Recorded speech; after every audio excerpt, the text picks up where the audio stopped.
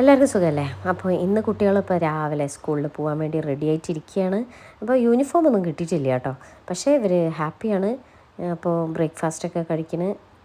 അപ്പോൾ ഒരാൾ പൂരി മാത്രം കഴിച്ചുകൊണ്ടിരിക്കുകയാണ്. മറ്റൊരു നല്ലോണം കഴിക്കുകയൊക്കെ ചെയ്ത്. ഇവിടെ ഒരു ടൈമിംഗ് എന്ന് പറയണത് 9 o'clock 9 o'clock ബസ് വരും. പക്ഷേ ഞങ്ങൾ പിന്നെ ജിദ്ദയിലായിരുന്ന സമയത്ത് 6:20 ആകുമ്പോഴത്തേന് രാവിലെ 6:20 ആകുമ്പോഴത്തേന് ഞാൻ കുട്ടികളെ ആയിട്ട് ഞാൻ പോവും. അവരവരെ സ്കൂളിൽ ഇറക്കി കൊടുക്കും. എന്നിട്ട് ഞാൻ വേറെ സ്കൂളിലാണ് വർക്ക് ചെയ്യണത്. അപ്പോൾ അങ്ങോട്ട് ഞാൻ പോവും. അങ്ങനെയായിരുന്നു. അപ്പോൾ ഒരു 7 ആകുമ്പോഴത്തേന് എനിക്ക് എൻ്റെ സ്കൂളിലെത്തണം. അപ്പോൾ ഒരു ഹറി ബറി 5:30 ആകുമ്പോഴത്തേന് രാവിലെ നമ്മൾ എന്തായാലും എണീറ്റേ പറ്റും.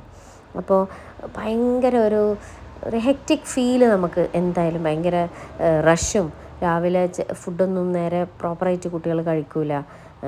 പിന്നെ ഭയങ്കര സ്പീഡ് എല്ലാ കാര്യങ്ങൾക്കും ബിസി. പക്ഷെ ഇവിടെ വന്നപ്പം അതൊരു ഭയങ്കര ഒരു മാറ്റം.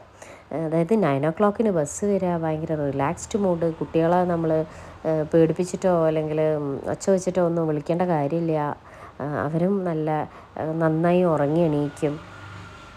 അങ്ങനെ പിന്നെ 4:30 ആകുമ്പോഴത്തേനാണ് തിരിച്ചു വരിക, സ്കൂൾ ബസ് വരിക. അപ്പോൾ അവരെ സ്കൂൾ ബസ് വന്ന് അവർ ഭയങ്കര കാം ആൻഡ് ക്വയറ്റ് ആയിട്ടുള്ള മോർണിംഗ്സാണ്. അപ്പോൾ അത് ഭയങ്കരമായിട്ട് ഞങ്ങൾ എൻജോയ് ചെയ്യുന്നുണ്ട്. പിന്നെ 4:30 ഒക്കെ ആകുമ്പോഴത്തേനാണ് സ്കൂൾ ബസ് തിരിച്ചു വരിക. ജിദ്ദയിലാണെന്നുണ്ടെങ്കിൽ 2:45 ആകുമ്പോഴത്തേന് ഞാൻ കുട്ടികളെ പിക്ക് ചെയ്ത് ഞങ്ങൾ അപ്പാർട്ട്മെൻറ്റിലെത്തും. അപ്പോൾ കുറച്ച് സമയത്തിൻ്റെ വ്യത്യാസം വരുന്നുള്ളൂ. അപ്പം അത് ഈ സ്കൂൾ ടൈമിങ് ഭയങ്കര ഒരു പ്ലസ് പോയിൻ്റായിട്ട് തന്നെ പറയേണ്ട ഒരു കാര്യം തന്നെയാണ്.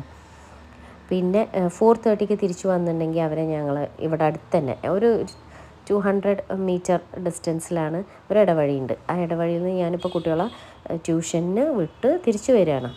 അപ്പോൾ അവർ ഒരു 5:30 ആകുമ്പോൾ ട്യൂഷന് പോകും, ഫുഡൊക്കെ കഴിച്ച് ഫ്രഷ് ആയതിന് ശേഷം. അപ്പോൾ അത് കഴിഞ്ഞിട്ട് തിരിച്ച് വരുന്ന വഴിയാണിത്. നല്ല ഭംഗിയുള്ള സ്ഥലമാട്ടോ ഞങ്ങളുടെ നാട് എന്ന് പറയണത്. കായലും നല്ല ലേക്കൊക്കെ ഉണ്ട് ഇവിടെ, കായലൊക്കെ ഉണ്ട്. ഞാൻ കാണിച്ചു തരണ്ടേ.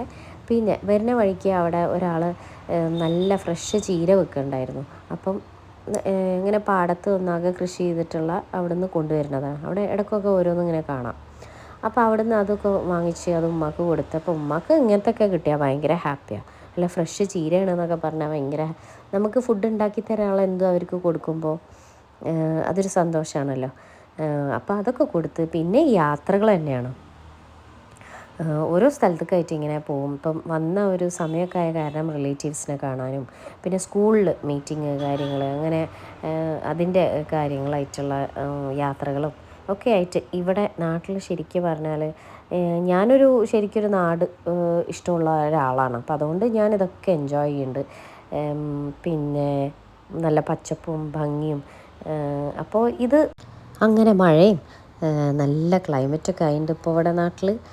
പക്ഷേ ഓവർ മഴയാവുമ്പോൾ അതിൻ്റേതായ ബുദ്ധിമുട്ടുകളുണ്ട്. എന്നാലും നല്ല ഈ ഒരു വെതറൊക്കെ എൻജോയ് ചെയ്തിട്ട് ഇപ്പോൾ ഇങ്ങനെ പോകുന്നു. വീണ്ടും അടുത്തൊരു വ്ളോഗിൽ കാണാം. Till then bye.